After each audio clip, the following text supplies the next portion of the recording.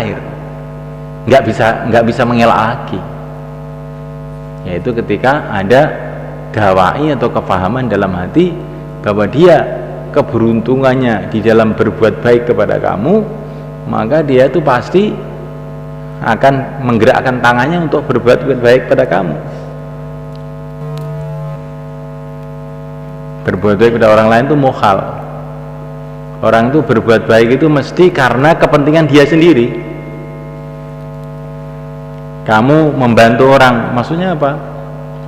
Adalah untuk kepentinganmu sendiri, supaya kamu dapat pahala kan? Ini kalau orang iman. Atau supaya kamu dapat pujian, ini kalau orang yang nggak ada iman, atau orang lalai imannya. Jadi kamu berbuat baik kepada orang itu nggak bisa. Mesti ada kepentingan untuk kamu sendiri, baik urusan agama maupun urusan dunia. Yang mungkin berbuat baik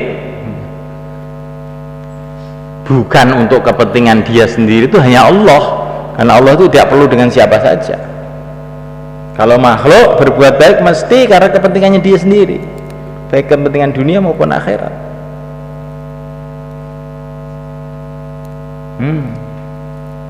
Maka yang pantas disyukuri dengan sebetulnya itu hanya Allah.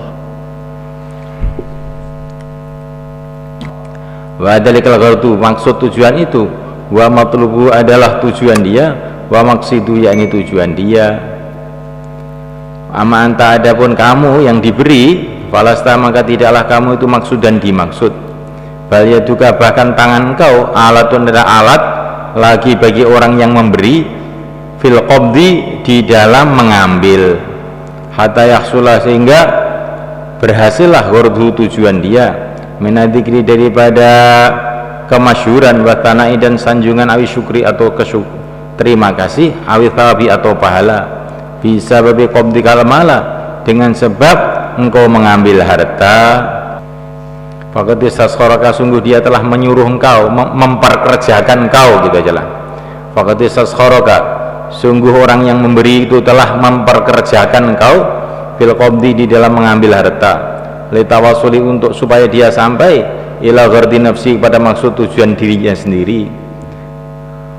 Bahwa maka orang yang memberikan harta itu idzan bila demikian adanya muhsinun adalah berbuat baik ila nafsi pada dirinya sendiri, wa muqtadun dan dia mengambil ganti amma baduluhu dari perkara yang dia serahkan, mimali dari hartanya, mengambil ganti ewadon ganti, huwa yang ganti itu arjahu lebih unggul indahu menurut dia, min mali daripada hartanya, walau rusanu dzalikal hadhi dan kalau bukan keunggulan kepentingan itu, indahu menurut dia orang yang menyerahkan harta itu, lama nazala tentu tidak akan turun min mali dari harta dia, li'ajlika karena engkau aslan sama sekali al-badata sama sekali. Faidan bila pengertian huwa ghairu mustahqin usyri dia itu tidak berhak untuk disyukuri, wal hubbi dan dicintai, min wajhaini dari dua arah. Paham maksudnya? Paham? Paham loh?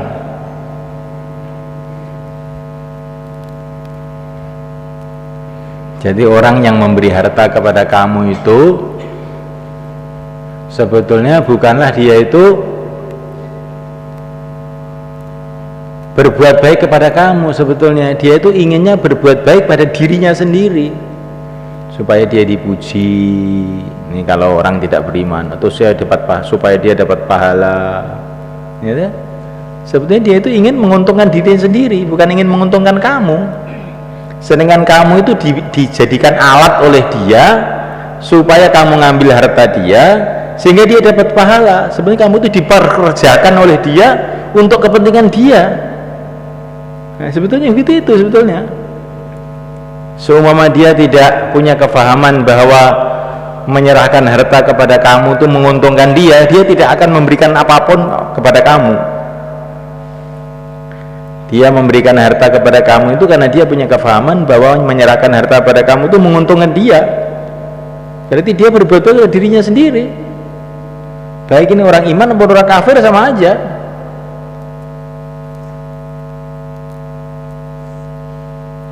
Ya. Maka kalau orang itu mensyukuri manusia dari segi dia berbuat baik kepada dirinya, itu sebetulnya keliru.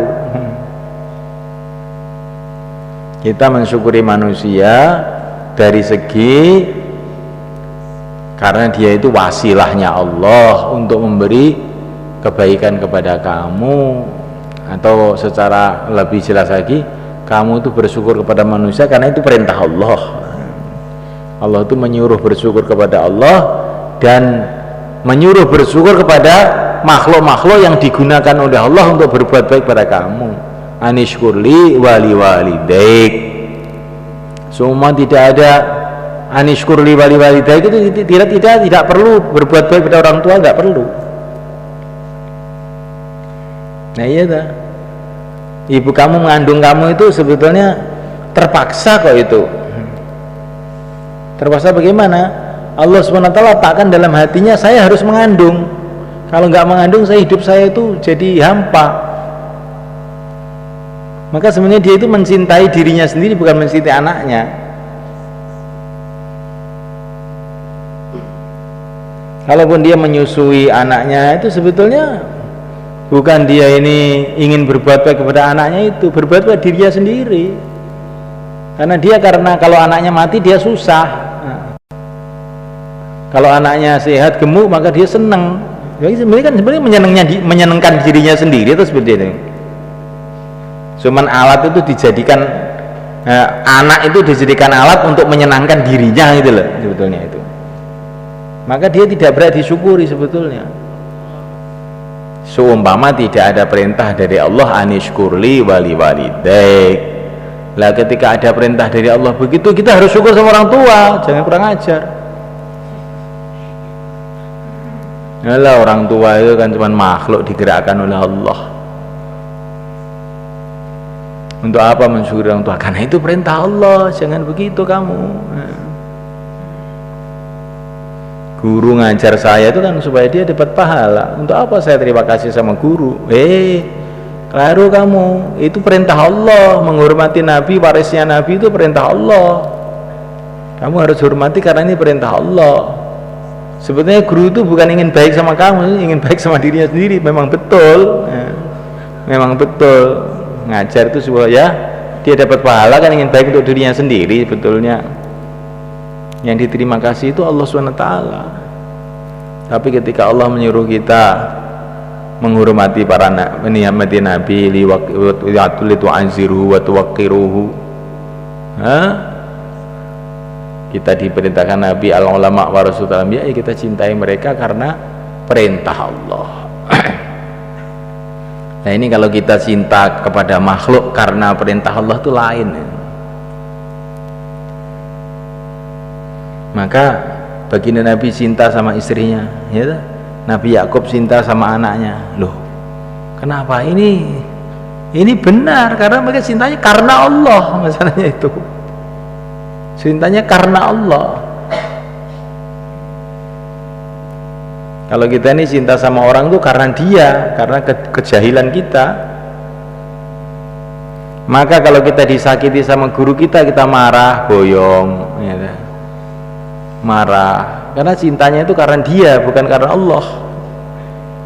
Kalau cinta karena Allah ditempiling, ya alhamdulillah. Ya. Kalau kamu saya tempiling kok belum alhamdulillah, kamu itu belum karena Allah. Ya. Masih awam, jadi kefahaman agama masih awam, belum melihat itu dengan mata tauhid, itu belum ada.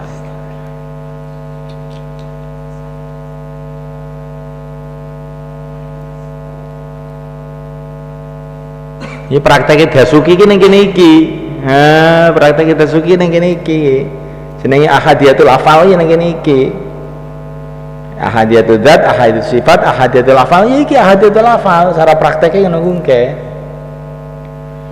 Kayak kan teori nek ning dasuki ahadiyatul afal iki teori, tapi iki prakteknya iki ngene iki. Mangkene wong ngaji dasuki ora ngaji ihya ya ora iso praktekne.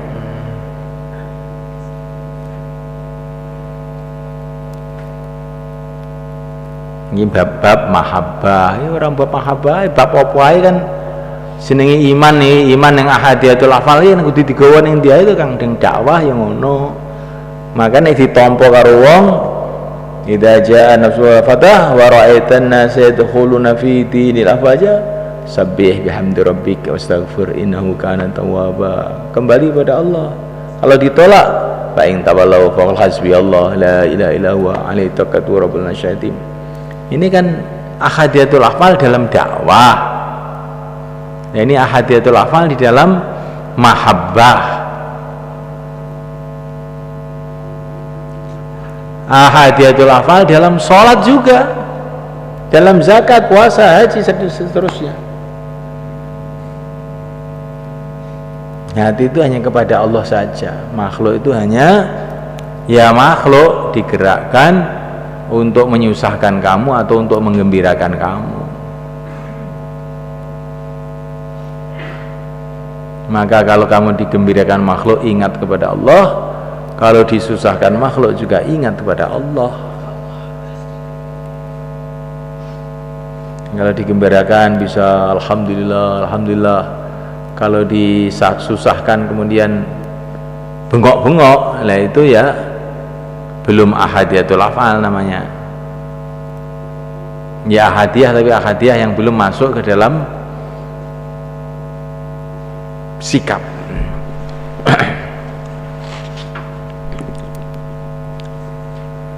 Ahaduma, salah satu dari dua wajah itu, annahu, bahwasanya orang yang berbuat baik itu mutorun adalah terpaksa bitaslitillah dengan penguasaan Allah ad-dawa'iyya, pengajak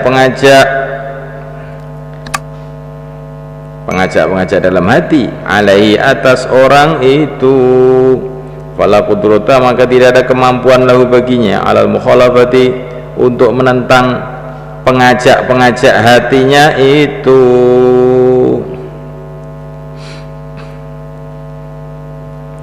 Fa maka dia orang yang berbuat baik itu jarin adalah berjalan majra khazinil amir, tempat berjalannya, juru kuncinya, juru gudangnya seorang amir, bendaharanya seorang amir.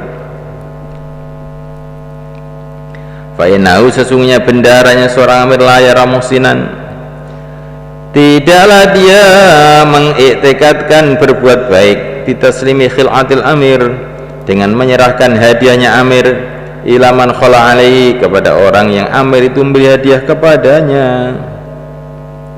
Lianau, karena dia itu min jihatil amir, dari arah sang amir, mutorun, ada terpaksa, ila ta'ati, kepada ta'at, wal imtisali, dan tunduk, lima yarsamu, kepada perkara yang amir memutuskannya, wal yaktiru, dan dia tidak mampu ala mukhalafatihi, untuk menentang amir.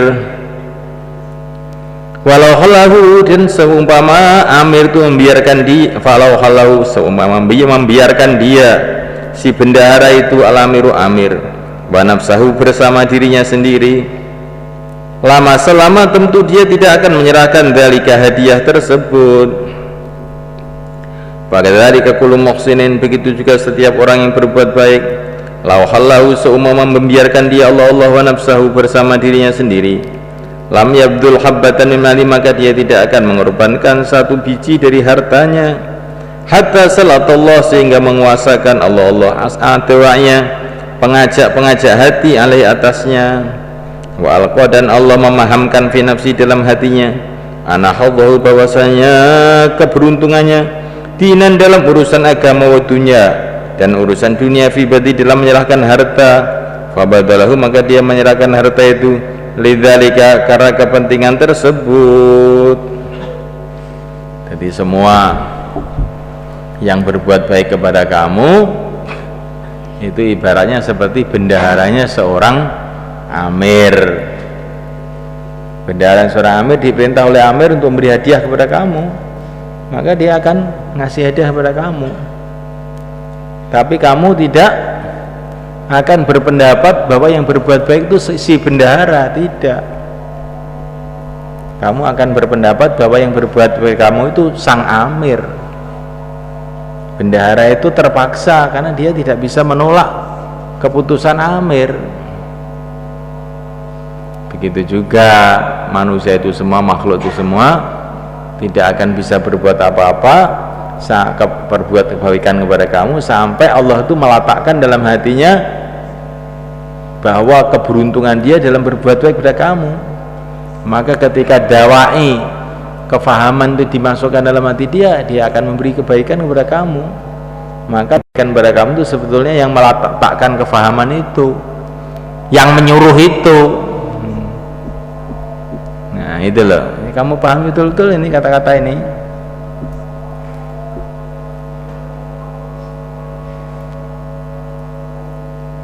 Jadi manusia itu semua seperti tukang pos lah.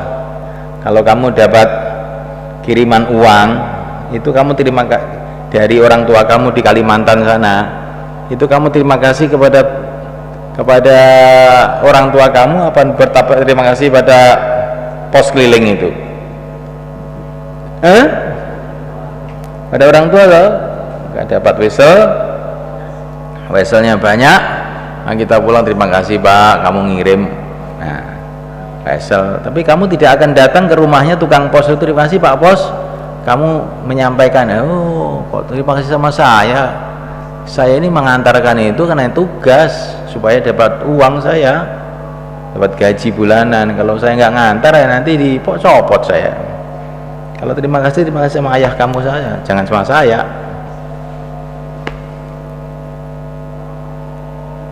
Tapi kalau kita ini terima kasih kepada tukang pos itu masih ada benernya gitu loh, karena tukang pos itu mungkin juga diselewengkan, nggak disampaikan sama kamu ya.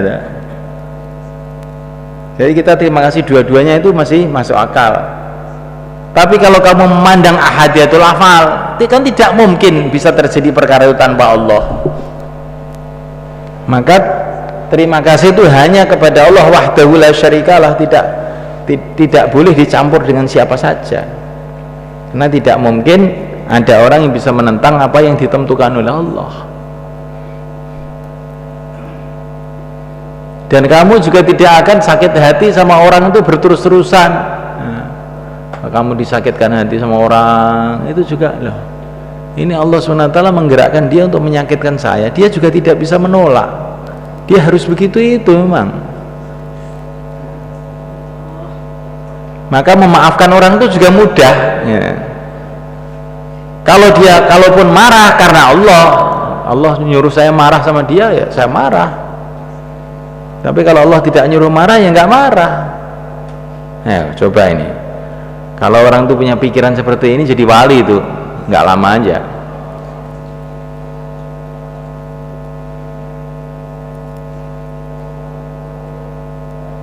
Ini padahal ini juga hanya dari kalimah la ilaha illallah itu loh. Kalau dioncei, kalau diteliti itu jadinya itu prakteknya kayak begini ini. Makanya pantas para sahabat itu dulu saking mendalamnya kalimah itu masuk dalam hati itu, baca syahadat terus jadi wali itu saking mendalamnya. Jadi sebetulnya apa yang dibahas Imam Ghazali itu ya la ilaha illallah itu sebetulnya. Ya kita ini kok nggak paham lah ya, itu salah dewe, nggak paham. Jani ngono kuwi.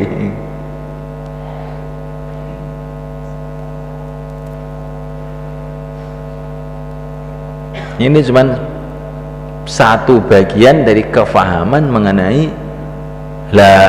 ahadiyatul af'al.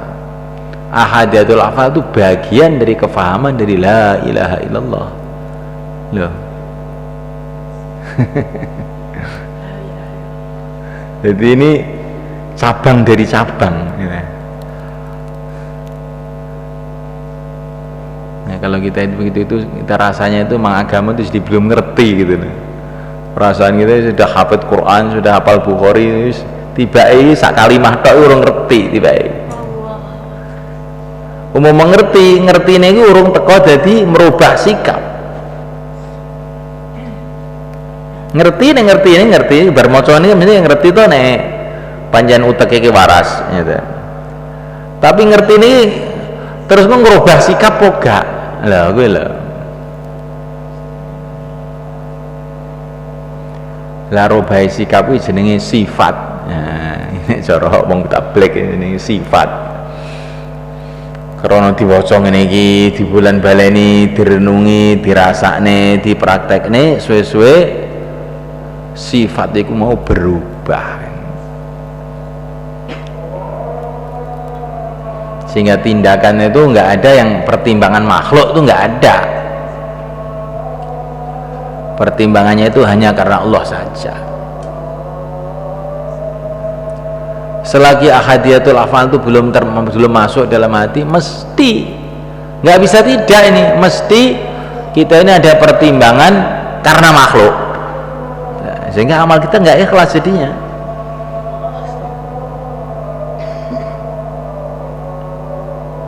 Belajar ya karena makhluk, supaya dipuji makhluk, supaya dikatakan alim, supaya dikatakan ahli ibadah, supaya dikatakan jadi ahli dakwah loh. Lah manusia itu senang tidak menghormati kamu, tidak menghormati kamu itu yang menggerakkan Allah loh. Kamu tuh kok begitu tuh gimana itu, kamu kan rugi tuh, kamu salah paham itu. Jadi orang beramal supaya dipuji makhluk itu bukan masalahnya dosa begitu, bukan hanya itu sebetulnya pemahaman dia itu keliru, keliru. Timur dianggap barat, barat dianggap timur gitu loh. Kopral dianggap jenderal, jenderal dianggap kopral. Racun dianggap obat, obat dianggap racun loh. Jadi yang harus diperbaiki itu pertama kefahamannya. Jangan minum ini, jangan minum. Loh, kenapa kok tidak minum ini? Ini racun ini. Lah racun diminum nggak boleh itu loh. Loh itu nek kamu kalau kefahamannya nggak kamu rubah, nanti jebol loh perut kamu. Jadi orang itu untuk ikhlas itu kefahamannya itu, bukan ikhlas itu perkara yang sulit. Kalau sudah paham nggak sulit. Bahkan orang itu sampai ke tingkatan nggak mungkin bisa tidak ikhlas itu. Lah gak ikhlas sih piye wong kabeh sing nglakoni Gusti Allah nyapo. Di tingkatane Pak Bet gak iso gak ikhlas jarene. Aku gak iso gak ikhlas wong kabeh Gusti Allah gak ikhlas. Piye nek gak ikhlas jarene Pak Bet. Wali titik dhewe. Tak tuturi, Bet pilih sing ikhlas. Lah gak ikhlas apa iso jarene. Oh, kok iram teman kowe ya wis.